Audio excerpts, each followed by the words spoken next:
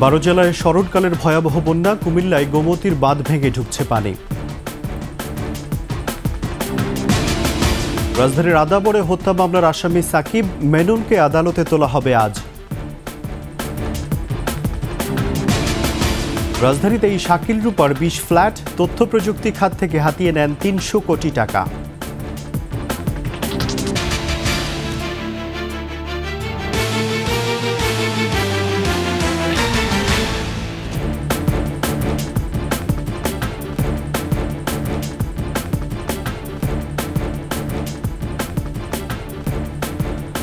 শুনছিলেন first security ইসলামী bank PLC সংবাদ শিরোনাম। আমন্ত্রণ 21 সংবাদের সাথে আছি রাজিউর রহমান। দর্শক, 21 টেলিভিশনের সংবাদ একই সাথে সরাসরি দেখতে পাবেন আমাদের ফেসবুক পেজ www.facebook.com/2124 এছাড়া সাবস্ক্রাইব করতে পারেন www.youtube.com/21TV চ্যানেলে।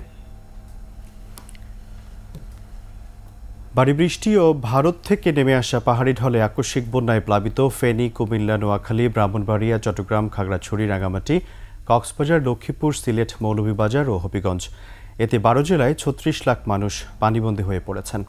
বন্যার্তদের সহায়তায় 5 জেলায় সেনা মোতায়েন করা হয়েছে।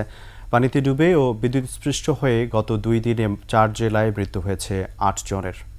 প্রতিনিধিদের তথ্যচিত্রের রিপোর্ট। ঢাকা ফেনী চট্টগ্রাম মহাসড়ক উপচে ঢুকছে বানের পানি। আকস্মিক বন্যায় বিপর্যয় দেখা দিয়েছে ফেনীতে। ফুলগাজী, পরশুরাম ও ছাগলনাইয়ের পর ফেনী পৌর শহরও পানিতে তলিয়ে গেছে। কোথাও হাঁটু, কোথাও কোমর, কোথাও বুক সমান পানি। মৌলভীবাজারও হু করে ঢুকছে বানের পানি। ধলই ও মনু নদীর বাঁধ ভেঙে রাস্তাঘাট ও বাড়িঘর তলিয়ে গেছে। পানিবন্দী হয়ে পড়েছেন জেলার 212টি গ্রামের 1.5 লাখেরও বেশি মানুষ।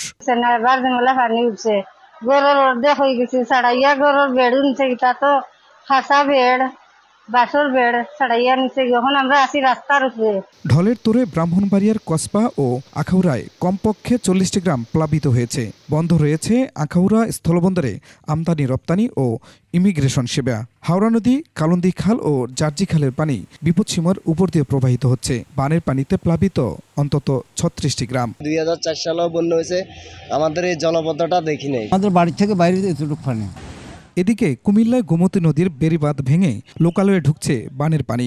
পরিবার পরিজন নিয়ে রাস্তায় আশ্রয় নিয়েছেন স্থানীয়রা। টানা ভারী বর্ষণে নোয়াখালীতে বন্যা পরিস্থিতির আরও অবনতি হয়েছে। ফেনীর বন্যার পানি মুহুরী নদী হয়ে ঢুকতে থাকায় ভয়াবহ বন্যার শঙ্কায় স্থানীয়রা। পানিবন্দী 20 লাখ মানুষ। খুরশিদ আলম মুকুল, ডেস্ক রিপোর্ট, 21 টেলিভিশন। কুমিল্লার গোমতী নদীর পাড় থেকে বন্যা পরিস্থিতির আরও খবর জানাচ্ছেন প্রতিনিধি হুমায়ুন কবির রনি। আমি এখন দাঁড়িয়ে আছি কুমিল্লা গোমতী নদীর বুড়বুড়ি এলাকা, যেটা বুড়িচং থানার ভিতরে পড়েছে। এইখানে গত রাত্রে 12টার সময় এটা ভেঙে যায়, যার কারণে এই এলাকার প্রায় 50টি গ্রাম বন্যা কবলিত হয়েছে। সারা রাত মানুষের পশু পাখি, গরু, ছাগল, হাঁস মুরগি নিয়ে নদীর পাড়ে এসে রাত কাটিয়েছেন। এখন পর্যন্ত প্রশাসনের কোনো লোক তাদের দেখতে আসেনি। আমি প্রশাসনের সাথে যোগাযোগ করছি, তারা আসতেছে বলছে, কিন্তু এখনো মানুষের কোন রকমের উদ্ধার বা কোন রকমের কোনো কাজ তারা করেনি। এই ছিল আমার কাছে সর্বশেষ অবস্থা। এদিকে ভারত স্বভাবগতভাবে পানির মাধ্যমে বাংলাদেশকে সমস্যায় ফেলেছে বলে মন্তব্য করেছেন বৈষম্য বিরোধী ছাত্র আন্দোলনের সমন্বয়ক সার্জিস আলম। বৃহস্পতিবার রাতে রাজধানীতে কুয়েত মৈত্রী হাসপাতালে কোটা সংস্কার আন্দোলনে আহতদের পরিদর্শন শেষে এমন মন্তব্য করেছেন তিনি। বন্যা দুর্গত এলাকায় দ্রুততম সময়ের মধ্যে উদ্ধার কার্যক্রম প্রশাসনের সঙ্গে সাধারণ মানুষকে এগিয়ে আসার আহ্বান জানান সার্জিস আলম। এ সময় আরও বলেন, আন্দোলনে আহতদের 10,000 থেকে লাখ টাকা সহায়তা দেওয়া হয়েছে। দেশের সংকটের এই সময়ে সবাইকে ধৈর্য ধরারও আহ্বান জানান সমন্বয়ক সার্জিস আলম।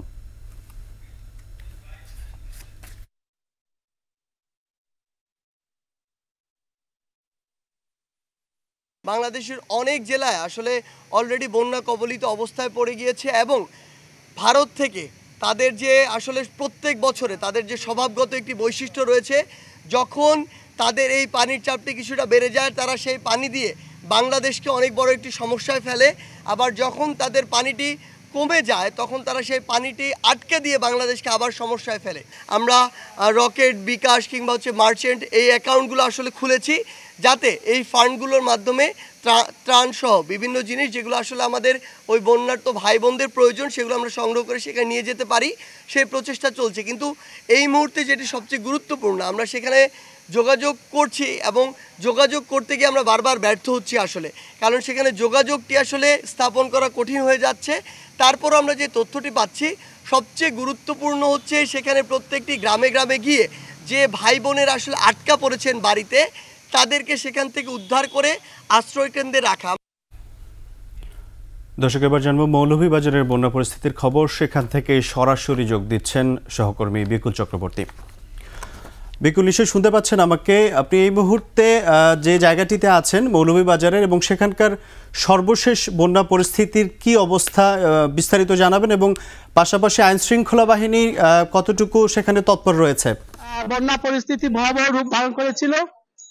আজকে বন্যা পরিস্থিতির কিছুটা উন্নীত হয়েছে। মৌলভীবাজারের যে 4টি নদী রয়েছে, কুশিয়ারা, মনু, ধলই এবং জুড়ি, এর মধ্যে 3টি নদী এখনো বিপদসীমার উপর দিয়ে পানি প্রবাহিত হচ্ছে এবং ধলই নদীর পানি আজকে বিপদসীমার অনেক নিচ দিয়ে যাচ্ছে। আমি এখন যে জায়গাতে আছি এটি হচ্ছে কমলগঞ্জের ধলই নদীর পাশেই। এই ঠিক পাশ দিয়ে মোকাবিলে হচ্ছে বড় একটি ভাঙন দেখা দিয়েছিল। এই ভাঙনের ফলে এই এলাকার হাজার হাজার বাড়িঘর পানিতে নিমজ্জিত হয়েছিল। আজকে এই অংশে ঠিক পানি নিচে নেমে গেছে এবং এখন বন্যার পরে যে ক্ষতির চিত্র ভেসে উঠেছে এবং অনেক মানুষ অসুস্থ হয়েছে। আপনারা দেখতে পাচ্ছেন আমার পেছনে হচ্ছে বাংলাদেশ বর্ডার গার্ড বিজিবির পক্ষ থেকে এখানে ফ্রি মেডিকেল ক্যাম্প করে এখানকার মানুষকে চিকিৎসা দেওয়া হচ্ছে। এছাড়াও মৌলভীবাজার জেলা প্রশাসক আমাকে যেটি জানিয়েছেন, মৌলভীবাজারের 215টি গ্রাম বন্যা কবলিত হয় এবং 2 লক্ষ মানুষ পানিবন্দী আছেন এবং প্রায় 1.5 শতাধিক আশ্রয়ের প্রকল্পে 50,000-এরও বেশি মানুষ আশ্রয় নিয়েছেন। তবে আজকে কমলগঞ্জ উপজেলার বন্যা পরিস্থিতি অনেকটাই কমেছে। বাকি যে উপজেলাগুলো আছে, মৌলভীবাজার সদর, রাজনগর, কুলাউড়া, সেই সব এলাকায় এখনো মানুষ পানিবন্দী আছেন। তো এই ছিল আমার কাছে সর্বশেষ তথ্য। বিকুল, ধন্যবাদ আপনাকে।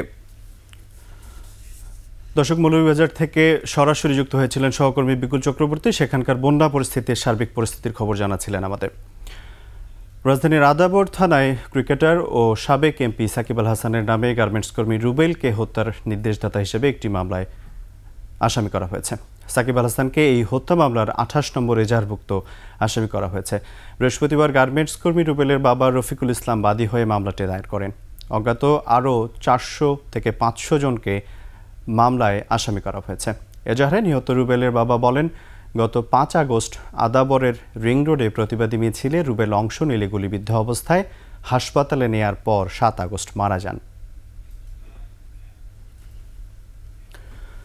এদিকে গ্রেপ্তার ওয়ার্কার্স পার্টির সভাপতি ও সাবেক মন্ত্রী রাশেদ খান মেননকে আজ আদালতে তোলা হবে।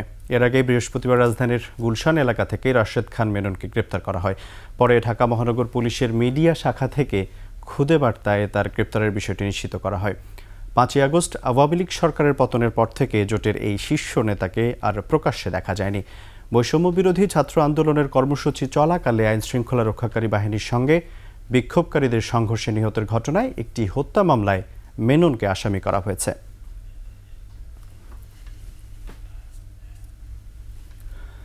হত্যা মামলায় গ্রেপ্তার সাংবাদিক দম্পতি শাকিল রূপার রাজধানীতেই আছে 20টি ফ্ল্যাটের মালিকানা, আছে 3টি দামি গাড়ি, তথ্য প্রযুক্তি খাত থেকেও হাতিয়ে নিয়েছেন 350 কোটি টাকা।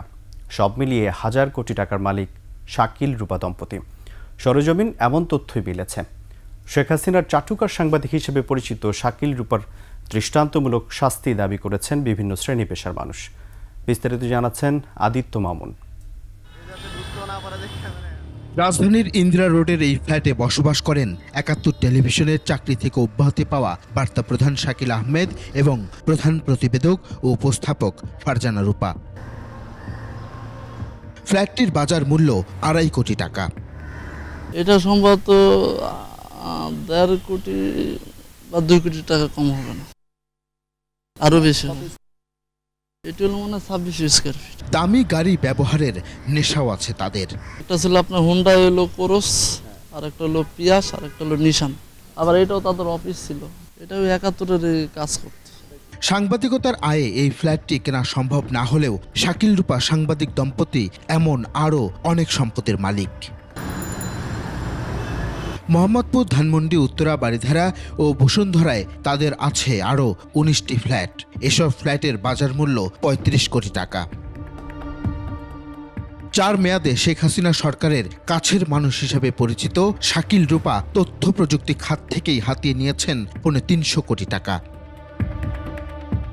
বিএনপি জামাত বিরোধী প্রোপাগান্ডা সেলের প্রধান হিসেবেও কাজ করেছেন তারা। পুলিশ, র্যাব ও এনএসআই এর ডিজিটাল প্রচারণাও তৈরি হতো তাদের ব্যক্তিগত প্রতিষ্ঠান থেকে। শাকিল রূপা দম্পতির সাভারে আছে রিসোর্ট, হবিগঞ্জে চা বাগান, ঢাকার পূর্বাচল, দোহার ও চট্টগ্রামে আছে আবাসিক প্লট। গণভবনে সাবেক প্রধানমন্ত্রী শেখ হাসিনার সংবাদ সম্মেলনে শাকিল রূপা দম্পতির চাটুকারিতাও ছিল চোখে পড়ার মতো। মাননীয় প্রধানমন্ত্রী কোটা বিরোধী আন্দোলন চলছে, এখন পর্যন্ত মুক্তিযোদ্ধাদের অনেকে, আজকে সকালেও একজনের সঙ্গে কথা হচ্ছিল যিনি মীর কাসিম আলীর সাক্ষী দিয়েছেন। শাকিলের বিরুদ্ধে ধর্ষণ ও ভ্রূণ হত্যার অভিযোগও আছে। অভিযোগকারী চিকিৎসক ত্রিনা ইসলাম এ নিয়ে প্রকাশ্যেই কথা বলেছেন বেশ আগেই। বিহেতে অশান্তিতে থাকে, তার তো প্রলোভন সবচেয়ে বেশি। তার প্রলোভন সবচেয়ে বেশি না যে একটা সুন্দর জীবনের। একটা মানুষ কোন লেভেলে গেলে তার মান সম্মান আমার কোনো কিছুই এখন সে অবশিষ্ট রাখে নাই। বুধবার দেশ ছেড়ে পালানোর সময় শাহজালাল আন্তর্জাতিক বিমানবন্দর থেকে হত্যা মামলায় গ্রেফতার হওয়া শাকিল রূপার বিচার চেয়েছেন বিভিন্ন শ্রেণী পেশার মানুষ।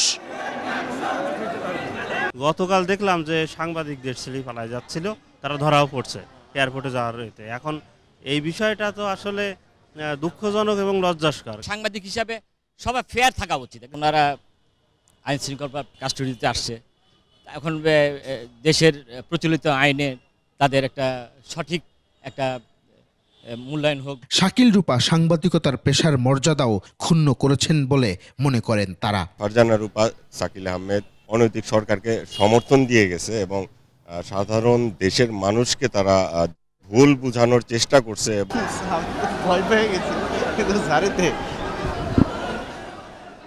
আদিত্য মামুন, 21 টেলিভিশন, ঢাকা। শেষ করছে 21 সংবাদ। যাবার আগে ফার্স্ট সিকিউরিটি ইসলামী ব্যাংক পিএলসি সংবাদ শিরোনামগুলো আরও একবার। 12 জেলায় স্মরণকালের ভয়াবহ বন্যা, কুমিল্লায় গোমতীর বাঁধ ভেঙে ঢুকছে পানি। রাজধানীর আদাবরে হত্যা মামলার আসামি সাকিব মেননকে আদালতে তোলা হবে আজ। রাজধানীতেই শাকিল রূপার 20 ফ্ল্যাট, তথ্য প্রযুক্তি খাত থেকে হাতিয়ে নেন 300 কোটি টাকা।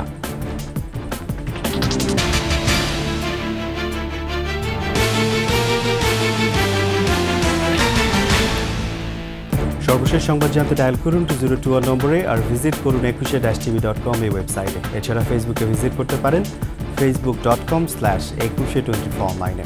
এছাড়া সাবস্ক্রাইব করতে পারেন www.youtube.com/21tv চ্যানেলে। এতক্ষণ সঙ্গে থাকার জন্য ধন্যবাদ। পরবর্তী সংবাদ বেলা 12টা 55 মিনিটে দেখার আমন্ত্রণ রইল। 21-এর সাথেই থাকুন।